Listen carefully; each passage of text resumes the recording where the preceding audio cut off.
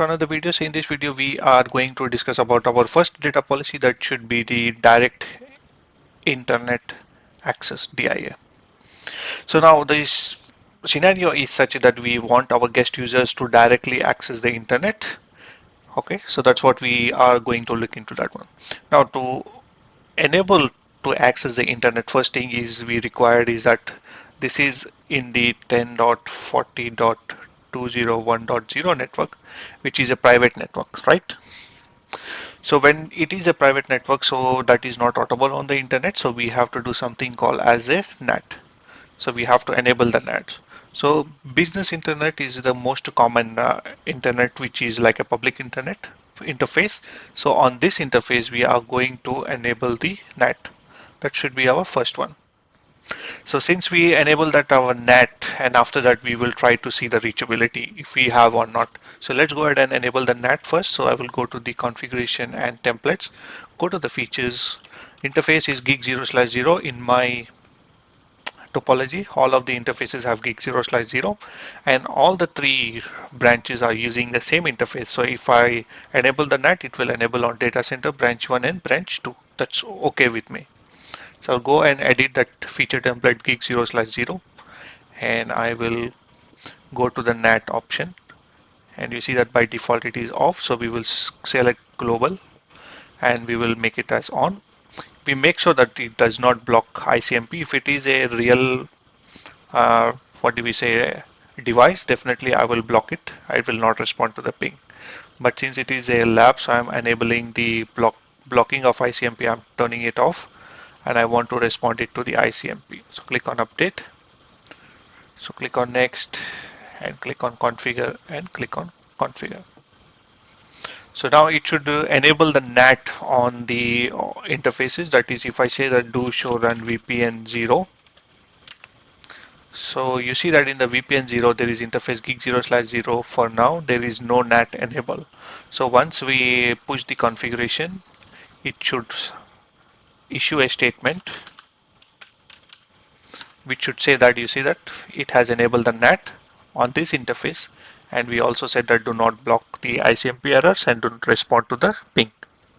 Now let's go ahead, and if I say that ping VPN 40 to 8.8.8, see that I'm not able to reach. But if I say ping VPN 0 8.8.8, so my VPN 0 has the fabric, has the connectivity to the internet.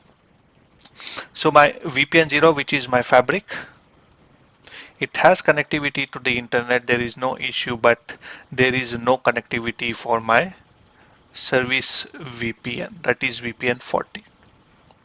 Now let's look at the routing table. If you go back to the branch 1, and if I say that show IP routes in a tabular form. So if I say in the VPN 0 there is a default gateway and there is a next hop. But with the VPN 10 or VPN 40, which we are looking into it, with the VPN 40 we don't have any default gateway or the prefix over here. So that's why what's happening is that the traffic is coming in. That's no issue. The traffic is coming in, but it is being rejected over here because there is no default gateway. So VPN is just nothing like a VRF. So VRF, if you means like a separate routing instance, so it should have a default gateway in order to do the routing. So let's how we can do that one now. How we can propagate that route. So it's a simple method. If we go to the VPN 40, within that VPN 40 we can advertise the prefix 0.0.0 to the VPN itself. So let me show you first. So let's go back to the configuration templates, go back to the feature templates. Let's go to the VPN 40, which is our guest one. And if I go and click on edit, I should see IPv4 routes. So click on that one, click on new IPv4 routes. So prefix will be 0.0.0. You select the VPN itself. Global, enable the VPN, click on add and update. Click on next and configure. So what I did was I have advertised this prefix, but the default gateway will be our VPN 40 interface simply. So now, since we enable the NAT on gig 0/0, so what will happen is as whenever this prefix is been assigned to VPN itself, so the next hop will be the NAT interface simply. So in the routing table, what we will see is that we will see within a VPN 40 0.0.0.0/0 will be next hop will be the NAT. So this represents the NAT interface, that is gig 0/0, which is in the VPN 0. So if I go back here, so you see that it is being pushed. So let's go back. So you see that in the 40 we have only one route for now. So let's do that one now. So once we have pushed that prefix, that is 0.0.0, and now you see that the next hop, it's a protocol NAT, and it has been assigned.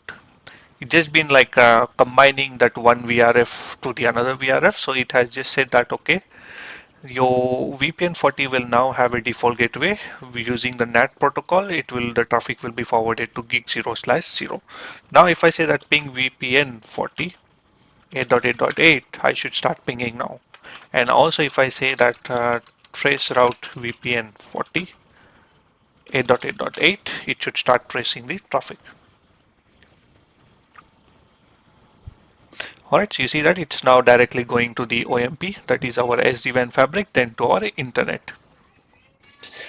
Alright, so now my end user should have the connectivity. So if I go back to my topology, my branch 1 guest should be able to ping 8.8.8. So let's go to the branch 1 guest. So guest 1, branch 1. So you see that the IP address is 10.40.201. So if I say that ping 8.8.8, I should be able to ping. And also since there is a DNS in this PC, so if I say ping google.com, it should be able to resolve that PC. So which we are able to ping. So there is full connectivity now, and my guest users are able to access the internet. So let's check with the LAN 1 now, because if we go back to the branch 1 in the VPN 10, we don't have the default gateway now. So if I say that ping VPN 10 8.8.8, it will be not reachable because we have to do the same thing. We have to enable that one, which we will do in the next lab.